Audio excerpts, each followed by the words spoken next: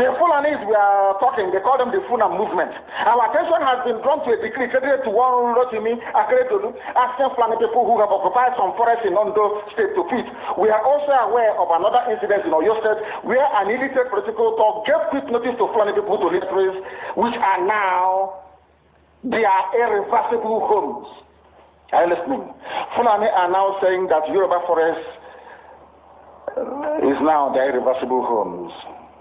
They have now occupied Yoruba land in perpetuity. And I want to let my Yoruba friends understand this. You see, in life, anytime you support evil, evil will come back to haunt you. All of you never knew that. And this Biafra movement was for your liberation. Some of you saw maybe the oil and gas from Biafra land. If they go now, we'll have access to oil and gas. In the process of having your eyes fixated on oil and gas, your forest is gone. Do you understand it? There is nothing more precious in life than freedom. Freedom is very important. And I need you to understand this very morning. Every Yoruba person supporting Fulani, you are setting up yourself to become like the Hausa people. Remember when Hausa was supporting Fulani? We are Hausa Fulani, we are Hausa Fulani. Where are the Hausa people today? I ask you. Where are those Hausa people today? Do you see them anymore? They're saying we are Hausa Fulani, we are Hausa Fulani. Do you see them again today? Do you see them? I'm asking you. No, because Fulani have completely overwhelmed them. It's called emasculation.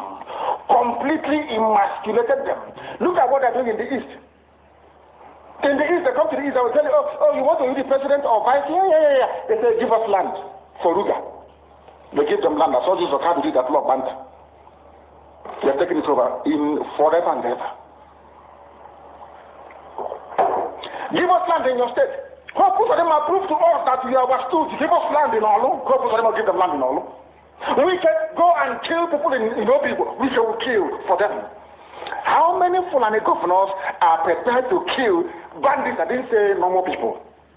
I'm talking about armed, dangerous bandits. How many Fulani governors? Go and read your newspapers, you will see it there. Fulani governors are negotiating with them, giving them arms, giving them vehicles, making sure that their life is no longer in misery. But if they come down to the south, they tell you, give us land for Ruga. Go and kill your people to prove to us that you're one Nigeria. That was why Obi was talking rubbish. Was talking yesterday or 2 days ago. Supported by the BBC. The problem you people have in Nigeria is this.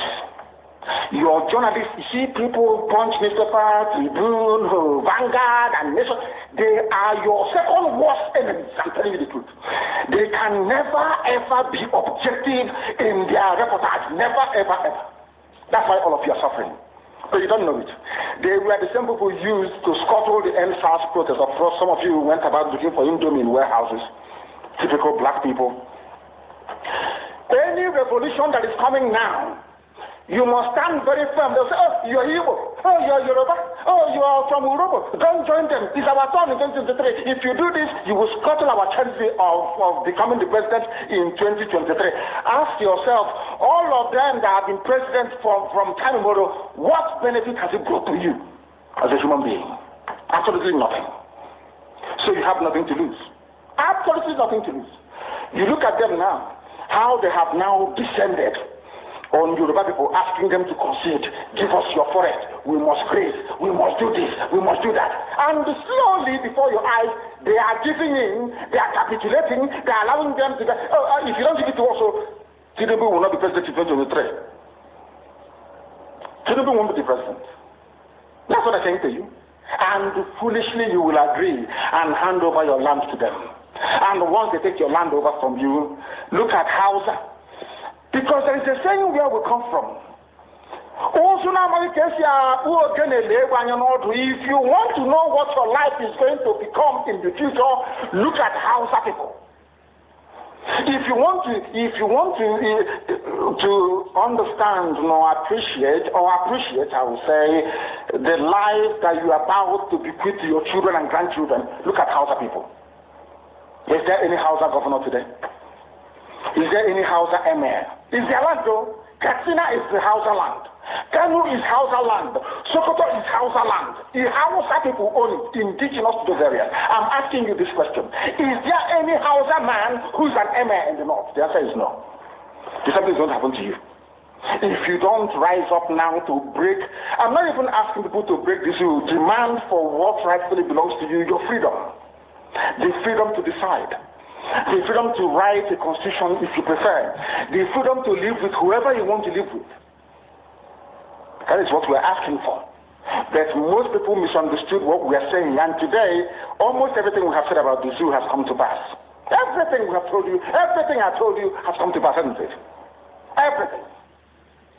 And some people are still questioning and arguing. They said, Fulani will resist by all means necessary, including armed resistance, any attempt to forcefully eject them from the forest. Yoruba, you must ask yourself this question. When we were pursuing them from Ebonyi, why didn't they say something about ESN on Nnamdi Kanu? Why? Have you asked yourself that question? Because they know we are prepared to die to defend our land. They understand that very well. That is the only language the Fulani understand. You cannot say to Fulani, oh, let us have a Fulani president, and after that all will be well. Never, ever, ever. They will continue to expand. They will continue to identify idiots in your midst, traitors, saboteurs in your midst. They will promise them heaven and earth. They will give them anything they ask for in order to ensure that they get into you, they subjugate you. Look at Yoruba and the Ilorin. Yoruba, how did you lose a Ilorin? You lost a Ilorin because somebody thought or felt that by aligning himself with what he felt was a superior Fulani force, he can defeat his own people. Afonja, what happened? As a result of that miscalculation, the great Yoruba race lost a Ilorin to Fulani Caliphate. That is why in Ilorin you have an emir of Ilorin, not an Oba of Ilorin, answerable to Sokoto. That is where Lai Muhammad comes from. You can see them. Sokoto slaves in Yoruba land. When I say that it's not religion, it has nothing to do with religion. It has everything to do with the mentality of a conquered people. Now they have left Ilorin, having taken Ilorin and taken it to Sokoto. They now want to come into Oyo. They want to come into Ondo. Once they take over all those places, it's over for the Yoruba race. Over for you. No, never again will anybody rise a man of honor or integrity in Yoruba land. Never ever. It will only be their stooges. Look at what's happening in the East. Only Fulani stooges can now emerge in the East. It took them very many years, nearly 50 years, to accomplish this very simple task of making sure that everybody, be it Ohanese, be it Pandef, be it governor, anybody you're bringing out must come to the north to swear allegiance to the caliphate. All of them, ban on.